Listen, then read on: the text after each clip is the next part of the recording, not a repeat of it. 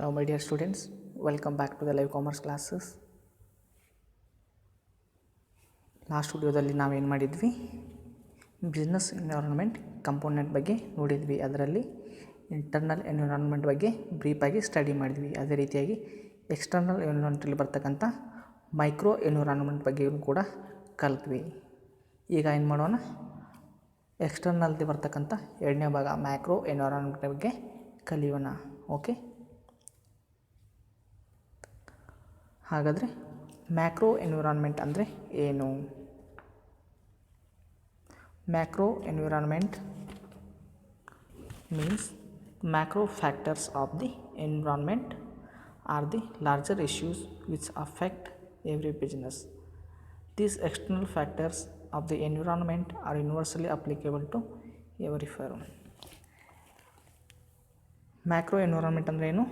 The environment refers to those factors which are external to the company's activities and do not concern the immediate environment. ಅಂದರೆ ಇವು external ಎನ್ವಿರಾನ್ಮೆಂಟ್ಗಳಾಗಿದ್ದು, ಕಂಪ್ನಿಯ ಒಂದು external environment ಆಗಿದ್ದು, ಬಾಹ್ಯ ಒಂದು ವಾತಾವರಣ ಆಗಿದ್ದು. ಬಾಹ್ಯ ಅಂದರೆ ಇಲ್ಲಿ ಯಾವ ಬರುತ್ತೆ ಹೇಳಿ, ಪೊಲಿಟಿಕಲ್ ಬರ್ಬೋದು, ಟೆಕ್ನಾಲಜಿಕಲ್, ಸೋಷಿಯಲ್ ಈ ಅಂತ ನಾವು ಹೇಳ್ಬೋದು, ಫೆಸ್ಟ್ ಅಂತ ನಾವು ಹೇಳ್ಬೋದು. ಇಂಥ ಒಂದು ಎನ್ವಿರಾನ್ಮೆಂಟಿಗೆ ನಾವೇನಂತ ಕರಿತೀವಿ, ಮ್ಯಾಕ್ರೋ ಎನ್ವಿರಾನ್ಮೆಂಟ್. ಇದು refers to the those factors which are external to the companies activities, company ಒಂದು ಬಾಹ್ಯ ಆ್ಯಕ್ಟಿವಿಟಿಗಳಿಗೆ. And do not concern the immediate environment, ಬೇಗನೆ ಡಿಸಿಷನ್ ತಗೊಳ್ಳೋಕ್ಕೆ ಬರೋದಿಲ್ಲ. ಫಾರ್ ಎಕ್ಸಾಂಪಲ್ ಇಂಟರ್ನಲ್ ಆದರೆ ನಾವೇನು ಮಾಡ್ಬೋದು, ಮೈಕ್ರೋದಲ್ಲಿ ಕಸ್ಟಮರ್, ಸಪ್ಲೈಯರ್ಸ್ ಇವುಗಳ ಮೇಲೆ ಬೇಗನೆ ಒಂದು ಡಿಸಿಷನ್ನ ತೊಗೊಳ್ಬೋದು. ಆದರೆ ಮ್ಯಾಕ್ರೋ ಎನ್ವಿರಾನ್ಮೆಂಟ್ ಹಾಗಲ್ಲ. ಇಲ್ಲಿ ಏನಾಗುತ್ತೆ, ಪೊಲಿಟಿಕಲ್ ಬರ್ಬೋದು, ಸೋಷಿಯಲ್ ಬರ್ಬೋದು, ಟೆಕ್ನಾಲಜಿಕಲ್ ಬರ್ಬೋದು, ಎಕನಾಮಿಕಲ್ ಬರ್ಬೋದು. ಇವುಗಳು ಆದಷ್ಟು ನಮಗೇನಾಗುತ್ತೆ, ಕಂಟ್ರೋಲ್ ಮಾಡಲು ಸಾಧ್ಯ ಇಲ್ಲ. ಸೊ ಇವುಗಳು ನಾವೇನಂತ ಹೇಳ್ಬೋದು, ಮ್ಯಾಕ್ರೋ ಎನ್ವಿರಾನ್ಮೆಂಟ್ ಅಂತ ಹೇಳ್ಬೋದು. ಹಾಗಾದರೆ ಮ್ಯಾಕ್ರೋ ಎನ್ವಿರಾನ್ಮೆಂಟಲ್ಲಿ ಬರ್ತಕ್ಕಂಥ ಕಂಪೋನೆಂಟ್ಸ್ಗಳಾವು, ಪಾರ್ಟ್ಗಳಾವು ಅನ್ನೋದನ್ನ ಇವತ್ತು ನೋಡೋಣ. First one, economic environment. Macro economically ಬರ್ತಕ್ಕಂಥ ಮೊದಲೇ ಪಾಯಿಂಟ್ ಯಾವುದು, economic environment. Business is an economic activity. What? Business is an economic activity. Every business should be done because of the earning the profit or earning the money. So it is an economic activity. Economic factors have strong influence on the business. These economic factors have greater impact on the business. Economic variables like demand, supply, price, market, income, cost of production, all are effect on the business, and also it determines the functioning of business. ಹಾಗಾದರೆ macro ಎಕನಾಮಿಕ್ದಲ್ಲಿ ಯಾವ ಬರ್ತವೆ, economic ಮತ್ತು ನಾನ್ economic ಕಂಪೋನೆಂಟ್ಗಳು ಬರ್ತವೆ. So ಈ economically ಯಾವ ಕಂಪೋನೆಂಟ್ಗಳು ಬರುತ್ತವೆ, ಮೊದಲನೇದಾಗಿ national environment ಅಂತ ನಾವಿಲ್ಲಿ ಹೇಳ್ಬೋದು. ಹಾಗಾದರೆ ನ್ಯಾಷನಲ್ ಎನ್ವಿರಾನ್ಮೆಂಟ್ ಅಂದರೆ ಏನು? Economic environment of A country has significant influence on business environment. Economic environment ಏನಾಗುತ್ತೆ, ಒಂದು ದೇಶದ ಬಿಸ್ನೆಸ್ ಮೇಲೆ ಒಂದು ಸಿಗ್ನಿಫಿಕೆಂಟ್ ಅಂದರೆ ಮಹತ್ವದ ಪ್ರಭಾವನ ಬೀರುತ್ತೆ. Economic environment depends on economic system adopted by the country. There are 3 kinds of economic system. ಇಲ್ಲಿ ಏನಾಗುತ್ತೆ, economic environment depends on economic system adopted by the company. ಪ್ರತಿಯೊಂದು ಎಕನಾಮಿಕ್ ಎನ್ವಿರಾನ್ಮೆಂಟ್ ಕೂಡ ಏನಾಗುತ್ತೆ, ಆರ್ಥಿಕ ವಾತಾವರಣವು ನಾವೇನು ಅಪ್ಲೈ ಮಾಡ್ತೀವಲ್ಲ ಎಕನಾಮಿಕ್ ಸಿಸ್ಟಮನ್ನು ಅದ್ರ ಮೇಲೇ ಡಿಪೆಂಡ್ ಆಗಿರುತ್ತೆ. ಆ ದೇಶದ ಆರ್ಥಿಕ ಒಂದು ಸಿಸ್ಟಮ್ ಮೇಲೇ, ಎಕನಾಮಿಕ್ ಸಿಸ್ಟಮ್ ಮೇಲೇ ಆ ವಾತಾವರಣ ಡಿಪೆಂಡ್ ಆಗಿರುತ್ತೆ. There are 3 kinds of economic system. ಎಕನಾಮಿಕ್ ಸಿಸ್ಟಮ್ದಲ್ಲಿ 3 ವಿಧಗಳಿದ್ದಾವೆ. ಅವು ಯಾವಂದರೆ capitalist, communist and mixed economy. ಎಕನಾಮಿಕ್ದಲ್ಲಿ ನ್ಯಾಷನಲ್ ಎಕನಾಮಿಕ್ ಎನ್ವಿರಾನ್ಮೆಂಟ್ ಬರುತ್ತೆ. ಈ ನ್ಯಾಷನಲ್ದಲ್ಲಿ ಬರ್ತಕ್ಕಂಥದ್ದು 3: capitalist, communist and mixed economy. ಹಾಗಾದರೆ ಕ್ಯಾಪಿಟಲಿಸ್ಟ್ ಅಂದರೆ ಏನು? ಕ್ಯಾಪಿಟಲಿಸ್ಟ್ ಅಂದರೆ it is an form of economy is more liberated. Government intervention in business is minimum. Economically ಬರ್ತಕ್ಕಂಥ ಕ್ಯಾಪಿಟಲಿಸ್ಟಲ್ಲಿ ಏನಾಗುತ್ತೆ, ಗೌರ್ಮೆಂಟ್ ಪ್ರಭಾವ ಕಡಿಮೆ ಆಗುತ್ತೆ. ಯಾರು ಬಂಡವಾಳವನ್ನು ಹೊಂದಿದಾರೋ ಅವರೇ ಇಲ್ಲಿ ಸಾರ್ವಭೌಮರಾಗಿರ್ತಾರೆ. ಅವರಿಗೆ ಬೇಕಾದಂಥ ಬಿಸ್ನೆಸ್ಸನ್ನು ಅವರು ಮಾಡಿ ಪ್ರಾಫಿಟನ್ನು ಅರ್ನ್ ಮಾಡ್ಬೋದು. ಇಲ್ಲಿ ಗೌರ್ಮೆಂಟ್ ಯಾವುದೇ ರೀತಿಯ ಒಂದು ಡಿಸಿಷನ್ಗಳನ್ನ ತೆಗೆದುಕೊಳ್ಳೋದಿಲ್ಲ. Restrictions and regulations are minimum. Government ಕೇವಲ ಕಡಿಮೆ ರಿಸ್ಟ್ರಿಕ್ಷನ್ಗಳನ್ನ ಹಾಕಿರುತ್ತೆ.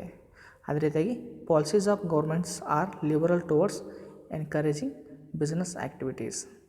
ಗೌರ್ಮೆಂಟ್ ಹಾಕಿದಂಥ ಕೆಲವೊಂದು ಪಾಲಿಸಿಗಳಾಗಿರ್ಬೋದು, ಪ್ಲ್ಯಾನ್ಗಳಾಗಿರ್ಬೋದು, ಟ್ಯಾಕ್ಸ್ ಸ್ಟ್ರಕ್ಚರ್ ಆಗಿರ್ಬೋದು, ಇವೆಲ್ಲ ಕೂಡ ಏನಾಗುತ್ತೆ ಆ ಬಿಸ್ನೆಸ್ಗಳನ್ನು ಎನ್ಕರೇಜ್ ಮಾಡೋ ರೀತಿಯಲ್ಲಿ ಇರುತ್ತವೆ. ಸೊ ಇಂಥವು ನಾವೇನಂತ ಕರಿಬೋದು, ಕ್ಯಾಪಿಟಲಿಸ್ಟ್ ಎನ್ವೈರ್ಮೆಂಟ್ ಅಂತ ಕರಿಬೋದು. Under this kind of environment business has better opportunity for growth.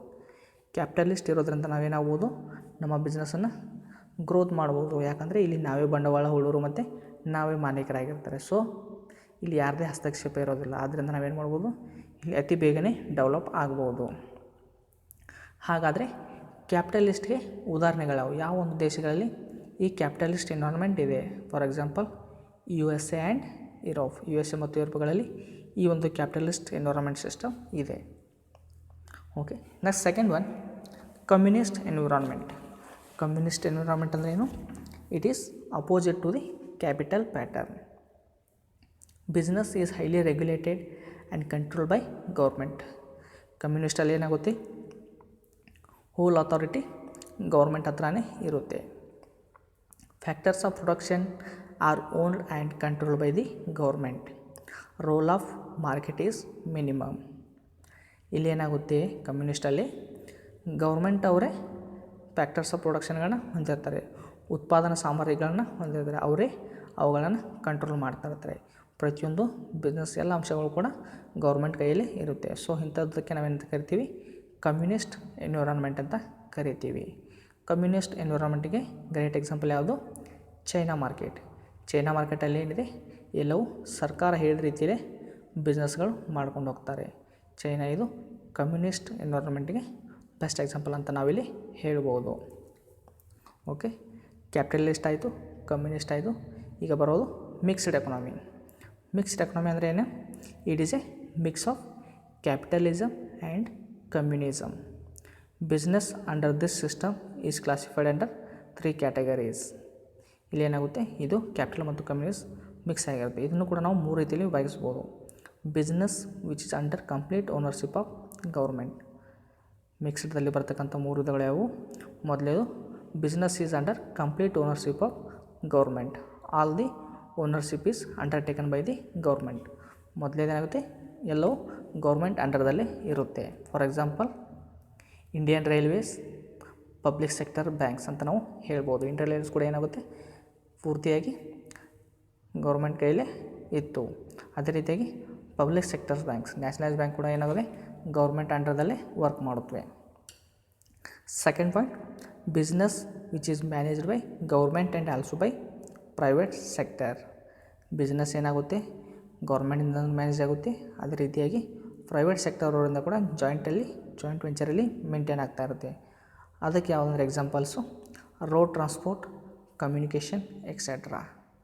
Road transport ಮತ್ತು ಕಮ್ಯುನಿಕೇಷನ್ ಬೆಸ್ಟ್ ಎಕ್ಸಾಂಪಲ್ ಅಂತ ನಾವಿಲ್ಲಿ ಹೇಳ್ಬೋದು. ಇಲ್ಲೇನಾಗುತ್ತೆ, ಗೌರ್ಮೆಂಟ್ ಮತ್ತು ಪ್ರೈವೇಟ್ದವರು ಕೂಡಿಕೊಂಡು ಅದನ್ನು ನಿರ್ವಹಿಸ್ಕೊಂಡು ಹೋಗ್ತಾ ಇರ್ತಾರೆ. ಫಾರ್ ಎಕ್ಸಾಂಪಲ್ ನ್ಯಾಷನಲ್ ಹೈವೇಗಳಾಗಿರ್ಬೋದು, ಅದನ್ನು ಏನು ಮಾಡ್ತಾರೆ, ಗೌರ್ಮೆಂಟ್ ಮತ್ತು ಪ್ರೈವೇಟ್ ಅವರು ನಡೆಸ್ಕೊಂಡು ಹೋಗ್ತಾರೆ. ಅದೇ ರೀತಿಯಾಗಿ KSRTC ಮತ್ತು ಪ್ರೈವೇಟ್ ಬಸ್ಸಸ್ ಅಂತ ಕೂಡ ನಾವು ಹೇಳ್ಬೋದು. ಇಲ್ಲಿ ಗೌರ್ಮೆಂಟ್ ಅವರು ಕೂಡ ಬಸ್ಸನ್ನು ನಡೆಸ್ತಾರೆ, ಪ್ರೈವೇಟ್ ಅವರು ಕೂಡ ಬಸ್ಗಳನ್ನು ನಡೆಸ್ಕೊಂಡು ಹೋಗ್ತಾರೆ. Okay, and last one, business that are in complete control of private sector only. ಅಂದರೆ ಈ ನ್ಯಾಷನಲಲ್ಲಿ ಬರ್ತಕ್ಕಂಥ ಮಿಕ್ಸ್ಡ್ ಎಕನಾಮಿಲಿ ಬರ್ತಕ್ಕಂಥದ್ದು. ಮೂರನೇದು complete control under private sector. Private sector ಅವರೇ ಪೂರ್ತಿಯಾಗಿ ಕಂಪ್ಲೀಟ್ ಮಾಡ್ತಕ್ಕಂಥದ್ದು. ಅದ್ಯಾವುದಂದರೆ ಟ್ರೇಡಿಂಗ್ ಅಂತ ನಾವು ಎಕ್ಸಾಂಪಲ್ಸ್ ಕೊಡ್ಬೋದು, ಹೋಟೆಲ್ಸ್ ಅಂತ ಎಕ್ಸಾಂಪಲ್ಸ್ ಕೊಡ್ಬೋದು, ಇಂಡಸ್ಟ್ರೀಸ್ ಅಂತ ಕೂಡ ಹೇಳ್ಬೋದು. ಇವೆಲ್ಲವುಗಳು ಏನಾಗಿರುತ್ತೆ, ಪ್ರೈವೇಟ್ ಸೆಕ್ಟರ್ ಅವರೇ ಕಂಟ್ರೋಲ್ ಮಾಡ್ತಾ ಇರ್ತಾರೆ. ಓಕೆ, ಇದಿಷ್ಟು ನ್ಯಾಷನಲ್ ಎಕನಾಮಿಯಲ್ಲಿ ಬರ್ತಕ್ಕಂಥ ಕ್ಯಾಪಿಟಲಿಸ್ಟ್, ಕಮ್ಯುನಿಸ್ಟ್, ಮಿಕ್ಸ್ಡ್ ಎಕನಾಮಿ ಎನ್ವಿರಾನ್ಮೆಂಟ್ಗಳು. ನೆಕ್ಸ್ಟ್ ಬರೋದು ನಾನ್ ಎಕನಾಮಿಕ್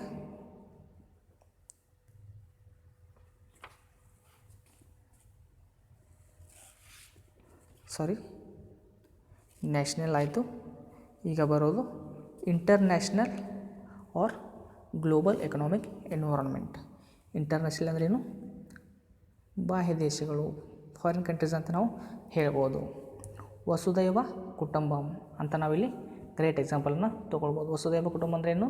ಪ್ರಪಂಚವೆಲ್ಲವೂ ಕೂಡ ಒಂದು ಫ್ಯಾಮಿಲಿ ಅಂತ ನಾವಿಲ್ಲಿ ಬಿಂಬಿಸ್ಬೋದು. The entire globe has become one family. ಇಲ್ಲಿ ಏನಾಗುತ್ತೆ? ಇಂಟರ್ನ್ಯಾಷನಲೈಸೇಷನ್ ಅಥವಾ ಗ್ಲೋಬಲೈಸೇಷನ್ ಆಗೋದ್ರಿಂದ ಇಡೀ ಜಗತ್ತೇ ಕೂಡ ನಾವು ಒಂದು ಫ್ಯಾಮಿಲಿ ಅಂತ ಹೇಳ್ಬೋದು. LPG process has taken place in all countries and trade blocks. LPG ಏನಾಗಿದೆ? ಪ್ರತಿಯೊಂದು ದೇಶಗಳು ಕೂಡ ಅಡಾಪ್ಟ್ ಆಗಿದೆ. ಪ್ರತಿಯೊಂದು ವ್ಯಾಪಾರದಲ್ಲೂ ಕೂಡ LPG ಅಪ್ಲೈ ಆಗಿದೆ. Liberalisation, privatisation, globalisation. Business restrictions between the countries have been relaxed to a great extent. ಅಂದರೆ ಬಿಸ್ನೆಸ್ಸಲ್ಲಿ ಬರ್ತಕ್ಕಂಥ ರೆಸ್ಟ್ರಿಕ್ಷನ್ಗಳಿಗೆ ಏನಾಗಿದ್ದಾವೆ? ಒಂದು ಕಂಟ್ರಿಯಿಂದ ಇನ್ನೊಂದು ಕಂಟ್ರಿಗೆ ಟ್ರಾನ್ಸ್ಫರ್ ಆಗಿದ್ದಾವೆ. ಯಾಕಂದರೆ ಒಂದು ಕಂಪನಿ ಎಲ್ಲಿ ಬೇಕಾದರೂ, ಯಾವ ದೇಶದಲ್ಲಿ ಬೇಕಾದರೂ ತನ್ನ ಬಿಸ್ನೆಸ್ಸನ್ನು ಸ್ಟಾರ್ಟ್ ಮಾಡ್ಬೋದು. ಇದಕ್ಕೆ ನಾವೇನಂತ ಕರಿತೀವಿ? ಇಂಟರ್ನ್ಯಾಷನಲ್ ಬಿಸ್ನೆಸ್ ಎನ್ವಿರಾನ್ಮೆಂಟ್ ಅಂತ ಕರಿತೀವಿ. ಇದಕ್ಕೆ best examples MNCs, multinational corporations ಅಥವಾ ಕಂಪ್ನಿಗಳು ಅಂತ ಕೂಡ ನಾವಿಲ್ಲಿ ಹೇಳ್ಬೋದು. ಇವೇನಾಗುತ್ತವೆ? ತನ್ನ ಬ್ರ್ಯಾಂಚನ್ನು ತನ್ನ ಹೆಡ್ ಆಫೀಸನ್ನು ತನ್ನ ದೇಶದಲ್ಲಿ ಒಳಗೊಂಡಿದ್ದು ತನ್ನ ಬ್ರ್ಯಾಂಚಸನ್ನು ಆಲ್ ಓವರ್ ದಿ ವರ್ಲ್ಡ್, ಎಲ್ಲ ದೇಶದ ಎಲ್ಲ ಮೂಲೆಗಳಲ್ಲೂ, ಪ್ರಪಂಚದ ಎಲ್ಲ ದೇಶಗಳು ತನ್ನ ಬಿಸ್ನೆಸ್ಸನ್ನು ಹೊಂದಿರುತ್ತೆ. ಓಕೆ, ನೆಕ್ಸ್ಟ್ ಬರ್ತಕ್ಕಂಥದ್ದು ನಾನ್ ಎಕನಾಮಿಕ್ ಎನ್ವಿರಾನ್ಮೆಂಟ್. ಮ್ಯಾಕ್ರೋದಲ್ಲಿ ಮೇನ್ ಸೆಕೆಂಡ್ ಕಂಪೋನೆಂಟ್ ಯಾವುದು? Non economic environment. ನಾನ್ ಎಕನಾಮಿಕ್ದಲ್ಲಿ ಯಾವ ಬರುತ್ತವೆ? ಮೊದಲನೇದಾಗಿ demographic factors, political and legal factors, economic or natural factors, social factors, technological factors ಅಂತ ನಾವಿಲ್ಲಿ ಹೇಳ್ಬೋದು. ಇದಿಷ್ಟು ಮ್ಯಾಕ್ರೋದಲ್ಲಿ ಬರ್ತಕ್ಕಂಥ ನಾನ್ ಎಕನಾಮಿಕ್ ಕಂಪೋನೆಂಟ್ಗಳು. ಹಾಗಾದರೆ ಇವುಗಳನ್ನು ಒಂದೊಂದಾಗಿ ನೋಡೋಣ. ಮೊದಲನೇದಾಗಿ political and legal environment. Business environment in this society is strongly influenced by the political parties and system. ಈಗ ಏನಾಗುತ್ತೆ? ಪ್ರತಿಯೊಂದು ಬಿಸ್ನೆಸ್ ಕೂಡ, ದೇಶದಲ್ಲಿರ್ತಕ್ಕಂಥ ಪ್ರತಿಯೊಂದು ಬಿಸ್ನೆಸ್ ಕೂಡ ಆ ದೇಶದಲ್ಲಿ, ಆ ರಾಜ್ಯದಲ್ಲಿ ಇರ್ತಕ್ಕಂಥ ಪೊಲಿಟಿಕಲ್ ಸಿಸ್ಟಮ್ ಮೇಲೆ ಡಿಪೆಂಡ್ ಆಗಿರುತ್ತೆ. ಕೆಲವೊಂದು ಕಂಪ್ನಿಗಳೇನಾಗುತ್ತೆ? ಆ ಒಂದು ಇರ್ತಕ್ಕಂಥ ಪೊಲಿಟಿಕ್ಸ್ ಸಿಸ್ಟಮ್ ಆಧಾರದ ಮೇಲೆ ರನ್ ಆಗ್ತಾ ಇರುತ್ತೆ. ಒಂದು ಇಂಡಸ್ಟ್ರಿಗಳು ಆ ಸರ್ಕಾರ ಇದ್ದಾಗ ಮಾತ್ರ ಅವಕ್ಕೆ ಏನಾಗುತ್ತೆ? ಅತಿಯಾದ ಅನುಕೂಲಗಳಾಗುತ್ತವೆ. ಇನ್ನು ಕೆಲವೊಂದು ಕಂಪ್ನಿಗಳಿಗೆ ಬೇರೆ ಸರ್ಕಾರ ಇದ್ದಾಗ ಅನುಕೂಲ ಆಗುತ್ತೆ. ಈ ರೀತಿ ಪೊಲಿಟಿಕಲ್ ಸಿಸ್ಟಮ್ ಮೇಲೆ ಕೂಡ ನಮ್ಮ ಮಾರ್ಕೆಟು ಡಿಪೆಂಡ್ ಆಗಿದೆ. ನಮ್ಮ ಕಂಪ್ನಿ ರನ್ ಆಗ್ತಾ ಇರುತ್ತೆ. Okay, political and legal factors. Legal factors ಯಾವ ಬರ್ತವೆ? ಕಂಪ್ನಿದು ನಾನ್ ಎಕನಾಮಿಕ್ ಎನ್ವಿರಾನ್ಮೆಂಟಲ್ಲಿ ಬರ್ತಕ್ಕಂಥ ಲೀಗಲ್ ಫ್ಯಾಕ್ಟರ್ಸ್ ಯಾವ? Activities of business are regulated by the various laws. ಪ್ರತಿಯೊಂದು ಬಿಸ್ನೆಸ್ ಆ್ಯಕ್ಟಿವಿಟಿ ಕೂಡ ಬೇರೆ ಬೇರೆ ಒಂದು ಲಾಸ್ ಅಂಡರಲ್ಲಿ ರನ್ ಆಗ್ತಾ ಇರುತ್ತೆ. Provisions of these laws dictated on method, procedures and formalities to be completed before commencing any business. ನಾವೇನು ಮಾಡಬೇಕಾಗುತ್ತೆ? ಯಾವುದೇ ಒಂದು ಬಿಸ್ನೆಸ್ಸನ್ನು ರನ್ ಮಾಡಬೇಕಾದ್ರೂ ಕೂಡ ಅಲ್ಲೇನಾಗುತ್ತೆ? ಕೆಲವೊಂದು ಲೀಗಲ್ ಫಾರ್ಮ್ಯಾಲಿಟಿಗಳನ್ನು ಕಂಪ್ಲೀಟ್ ಮಾಡಬೇಕಾಗುತ್ತೆ. ಸೊ ಈ ಲೀಗಲ್ ಎನ್ವಿರಾನ್ಮೆಂಟ್ ಮತ್ತು ಪೊಲಿಟಿಕಲ್ ಎನ್ವಿರಾನ್ಮೆಂಟ್ ಕೂಡ ಮ್ಯಾಕ್ರೋ ಎಕನಾಮಿಕ್ ಒಂದು ಇಂಪಾರ್ಟೆಂಟ್ ಕಂಪೋನೆಂಟ್. ಓಕೆ, ನೆಕ್ಸ್ಟ್ ಬರ್ತಕ್ಕಂಥದ್ದು ಸೋಷಿಯಲ್ ಫ್ಯಾಕ್ಟರ್ಸ್. ಯಾವ ಒಂದು ಸೋಷಿಯಲ್ ಫ್ಯಾಕ್ಟರ್ಗಳು ನಮ್ಮ ಬಿಸ್ನೆಸ್ ಮೇಲೆ ಪ್ರಭಾವ ಬೀರುತ್ತವೆ? Factors which help in acceptance or non acceptance of product in society, their dislikes and dislikes. ಅಂದ್ರೇನು? ನಾವು ಏನು ವಸ್ತುಗಳನ್ನ ಪ್ರೊಡ್ಯೂಸ್ ಮಾಡ್ತೀವಲ್ಲ ಅದು ಯಾವುದ್ರ ಮೇಲೆ ಡಿಪೆಂಡ್ ಆಗಿರುತ್ತೆ? ಸೊಸೈಟಿ ಮೇಲೆ ಡಿಪೆಂಡ್ ಆಗಿರುತ್ತೆ.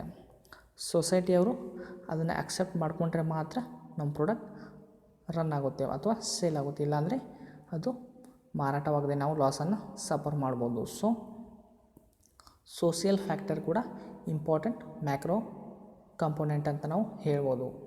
ಸಮಾಜದಲ್ಲಿ ಯಾವ ವ್ಯಕ್ತಿಗಳಿಗೆ ಯಾವ ವಸ್ತುಗಳು ಅವಶ್ಯಕತೆ ಇದೆ ಅನ್ನೋದನ್ನು ನಾವು ನೋಡಿಕೊಂಡು ಆ ವಸ್ತುಗಳನ್ನ ಪ್ರೊಡ್ಯೂಸ್ ಮಾಡಬೇಕು. Sociological environment helps the business to know the likes and dislikes of its people. This helps the business to determine its objectives, plan its programme and activities which are according to the conditions of society. It helps to the produce those goods that are liked and disliked by society. ಇಲ್ಲೇನಾಗುತ್ತೆ, ಸೊಸೈಟಿಲಿರ್ತಕ್ಕಂಥ ಕಂಡೀಷನ್ಗಳನ್ನ ನೋಡಿಕೊಂಡು ನಾವು ವಸ್ತುಗಳನ್ನ produce ಮಾಡಬೇಕು. For example ಏನಂತ ನಾವು ಹೇಳ್ಬೋದು, ಹಬ್ಬ ಹರಿದಿನಗಳಲ್ಲಿ ಬಂದಾಗ ಆವಾಗ ಮಾತ್ರ ನಾವೇನು ಮಾಡ್ಬೋದು, ಬಟ್ಟೆ ವ್ಯಾಪಾರಗಳಾಗಿದ್ದರೆ ಜಾಸ್ತಿ ಬಟ್ಟೆಯನ್ನು ಸೇಲ್ ಮಾಡ್ಬೋದು. ಸೊ ಸೋಷಿಯಲ್ ಆಗಿ, ಸಾಮಾಜಿಕವಾಗಿ ಏನು ಸಿಚುವೇಷನ್ ಇದೆ ಅನ್ನೋದರ ಮೇಲೆ ನಾವು ನಮ್ಮ ಮಾರ್ಕೆಟನ್ನು ರನ್ ಮಾಡಬೇಕಾಗುತ್ತೆ. Okay, next demographic factors. Demographic factors ಅಂದರೆ ಏನು? Factors such as age, household pattern, education level, occupation, income and marital status. ಅಂದರೆ ನಾವು ಮಾಡ್ತಕ್ಕಂಥ ಬಿಸ್ನೆಸ್ ಇವುಗಳ ಮೇಲೆ ಕೂಡ ಡಿಪೆಂಡ್ ಆಗಿದೆ. ಆ ದೇಶದಲ್ಲಿ ಇರ್ತಕ್ಕಂಥ ಜನರು ಏಜ್ ಮೇಲೆ. ಫಾರ್ ಎಕ್ಸಾಂಪಲ್ ಭಾರತ ಒಂದು ಜಾಸ್ತಿ ಯೂತ್ಸ್ ಇರುವಂಥ ದೇಶ, ಯುವಕರಿರುವಂಥ ದೇಶ. ಸೊ ಇಲ್ಲೇನಾಗುತ್ತೆ, ಯೂತ್ಸ್ಗೆ ಯೂಸ್ ಮಾಡೋಕೆ ಆಗೋ ರೀತಿಯಲ್ಲಿ ನಾವು ವಸ್ತುಗಳನ್ನ ಪ್ರೊಡ್ಯೂಸ್ ಮಾಡಬೇಕು. ಜಾಸ್ತಿ ಯುವಕರು ಇರೋದರಿಂದ ಅವ್ರಿಗೆ ಯಾವ ವಸ್ತುಗಳ ಅವಶ್ಯಕತೆ ಇದೆಯೋ ಅದನ್ನು ಪ್ರೊಡ್ಯೂಸ್ ಮಾಡಿದರೆ ಜಾಸ್ತಿ ಸೇಲ್ ಮಾಡ್ಬೋದು. ಸೊ ಅದಕ್ಕೋಸ್ಕರ ನಾವೇನು ಮಾಡಬೇಕು, ಅವರವರ ಟೇಸ್ಟ್ಗೆ ತಕ್ಕಂತೆ ಆ ವಸ್ತುಗಳನ್ನ ಪ್ರೊಡ್ಯೂಸ್ ಮಾಡ್ಬೋದು. ಆಗ ಮಾತ್ರ ನಾವು ಸೇಲ್ಸನ್ನು ಇನ್ಕ್ರೀಸ್ ಮಾಡ್ಬೋದು. ಅದೇ ರೀತಿಯಾಗಿ ಹೌಸ್ ಹೋಲ್ಡ್ ಪ್ಯಾಟರ್ನ್, ಯಾವ ರೀತಿ ಜನರು ವಾಸಿಸ್ತಾ ಇದ್ದಾರೆ, ಇಲ್ಲಿ ಯಾವ ರೀತಿ ಜನರಿದ್ದಾರೆ. ಫಾರ್ ಎಕ್ಸಾಂಪಲ್ ಇಂಡಿಯಾದಲ್ಲಿ saris and dhotis and pant set ಈ ರೀತಿ ನಾವು ಪ್ರೊಡಕ್ಷನ್ ಮಾಡ್ಬೋದು. ಅದೇ ರೀತಿಯಾಗಿ ಫಾರಿನಲ್ಲಿ ಹೋದರೆ ಡಿಫ್ರೆಂಟ್ ಆಗುತ್ತೆ. ಸೊ ಇಂಡಿಯಾದಲ್ಲಿ ಇರೋದರಿಂದ ನಾವು ಇಲ್ಲಿಯ ಪ್ಯಾಟರ್ನ್ ಏನಿದೆ ಅನ್ನೋದನ್ನು ನೋಡಿಕೊಂಡು ವಸ್ತುಗಳನ್ನು ಪ್ರೊಡ್ಯೂಸ್ ಮಾಡ್ಬೋದು, ಬಿಸ್ನೆಸ್ಸನ್ನು ರನ್ ಮಾಡ್ಬೋದು. Next education level. ಇಲ್ಲಿ ಯಾವ ರೀತಿ ಎಜುಕೇಷನ್ ಸಿಸ್ಟಮ್ ಇದೆ, ಎಷ್ಟು ಜನ ಎಜುಕೇಷನ್ ಇದ್ದಾರೆ, ಎಜುಕೇಷನ್ ಎಷ್ಟು ಪ್ರಕಾರ ಯಾವ ವಸ್ತುಗಳು ಅವರಿಗೆ ಅವಶ್ಯಕತೆ ಇದೆ. ವ್ಯಕ್ತಿಗಳು ಅವರ ಎಜುಕೇಷನ್ ಮೇಲೆ ಅವರು ತಮ್ಮ ಬಳಕೆಗಳನ್ನು ಅಥವಾ ತಮ್ಮ ಬಿಹೇವಿಯರನ್ನು ಹೊಂದಿರ್ತಾರೆ. ಸೊ ಅದಕ್ಕೋಸ್ಕರ ಅದನ್ನು ಕೂಡ ನಾವೇನು ಮಾಡಬೇಕು, ಅನಲೈಸ್ ಮಾಡಿಕೊಂಡು ಸ್ಟಡಿ ಮಾಡಿ ತಮ್ಮ ಬಿಸ್ನೆಸ್ಸನ್ನು ರನ್ ಮಾಡಬೇಕು. ನೆಕ್ಸ್ಟ್ ಒನ್ ಆಕ್ಯುಪೇಷನ್, ಅಂದರೆ ವೃತ್ತಿ ಅಂತ ನಾವು ಹೇಳ್ಬೋದು. ಭಾರತದಲ್ಲಿ ಜಾಸ್ತಿ ರೈತರೇ ಇರೋದು. ಸೊ ರೈತರಿಗೆ ಅವಶ್ಯಕತೆ ಇರುವಂಥ ವಸ್ತುಗಳನ್ನ ನಾವು ಪ್ರೊಡ್ಯೂಸ್ ಮಾಡಿದರೆ ನಮ್ಮ ಮಾರ್ಕೆಟ್ ಏನಾಗುತ್ತೆ, ಎಕ್ಸ್ಪ್ಯಾಂಡ್ ಆಗುತ್ತೆ. ಅದೇ ರೀತಿಯಾಗಿ ಕಾರ್ಪೊರೇಟ್ ಸೆಕ್ಟರಲ್ಲಿ ಹೋದರೆ ಅಲ್ಲಿ ಇರ್ತಕ್ಕಂಥ ಜನರ ಅವಶ್ಯಕತೆಗಳನ್ನಾಗಿ ನಾವು ಕೂಡ ಪ್ರೊಡ್ಯೂಸನ್ನು ಮಾಡಬಹುದು. ಈ ರೀತಿಯಾಗಿ ಕೆಲವೊಂದು ಡೆಮೋಗ್ರಾಫಿಕ್ ಫ್ಯಾಕ್ಟರ್ಸ್ ಆಧಾರದ ಮೇಲೂ ಕೂಡ ನಾವು ನಮ್ಮ ಮಾರ್ಕೆಟನ್ನು ಎಕ್ಸ್ಪ್ಯಾಂಡ್ ಮಾಡ್ಕೊಬೋದು. ಸೊ ಡೆಮೋಗ್ರಾಫಿಕ್ ಫ್ಯಾಕ್ಟರ್ ಕೂಡ ನಮ್ಮ ಮಾರ್ಕೆಟ್ ಮೇಲೆ ಪ್ರಭಾವ ಬೀರುತ್ತೆ. ಸೊ ಇದು ಕೂಡ ಒಂದು ಇಂಪಾರ್ಟೆಂಟ್ ಕಂಪೋನೆಂಟ್ ಆಗಿದೆ. Next one technological factors such as changes in information technology, machines, material effect, marketing department. ಅಂದ್ರೇನು, ಮ್ಯಾಕ್ರೋ ಎಕನಾಮಿಕ್ದಲ್ಲಿ ಇದು ಕೂಡ ಒಂದು ಕಂಪೋನೆಂಟ್, ಟೆಕ್ನಾಲಜಿ ಅಂತ ಹೇಳ್ಬೋದು.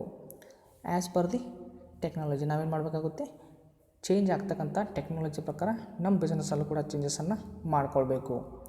ಅದು ಮಷಿನರೀಸ್ ಆಗಿರ್ಬೋದು, ಅಥವಾ ಒಂದು ಗೂಡ್ಸ್ ಅಥವಾ ಒಂದು ಪ್ರಾಡಕ್ಟ್ ಸೈಜ್, ಸೇಪ್, ಕ್ವಾಲಿಟಿ ಏನೇ ಆಗಿರ್ಬೋದು, ಅವೆಲ್ಲವುಗಳನ್ನು ಕೂಡ ನಾವೇನು ಮಾಡಬೇಕು, ಟೆಕ್ನಾಲಜಿಗಳ ಮುಖಾಂತರ ಚೇಂಜ್ ಆಗ್ತಿರೋ ಟೆಕ್ನಾಲಜಿಗಳನ್ನ ಅಡ್ ಮಾಡಿಕೊಂಡು ವಸ್ತುಗಳನ್ನ ಉತ್ಪಾದನೆ ಮಾಡಬೇಕು. ಆಗ ಮಾತ್ರ ಸರ್ವೈವಲ್ ಆಗಲು ಸಾಧ್ಯ. ಸೊ ಇದೆಲ್ಲ ಯಾರು ಮಾಡ್ತಾರೆ, ಮಾರ್ಕೆಟಿಂಗ್ ಡಿಪಾರ್ಟ್ಮೆಂಟ್ನವರು ಮಾರ್ಕೆಟನ್ನು ಅನಲೈಸ್ ಮಾಡಿಕೊಂಡು ಯಾವ ವಸ್ತುಗಳ ಅವಶ್ಯಕತೆ ಇದೆ, ಏನು ಚೇಂಜಸ್ ಬೇಕು ಅನ್ನೋದನ್ನು ಟೆಕ್ನಾಲಜಿ ಚೇಂಜ್ ಪ್ರಕಾರ ಅಳವಡಿಕೆ ಮಾಡಿಕೊಂಡು ಹೋಗ್ತಾರೆ. ಓಕೆ,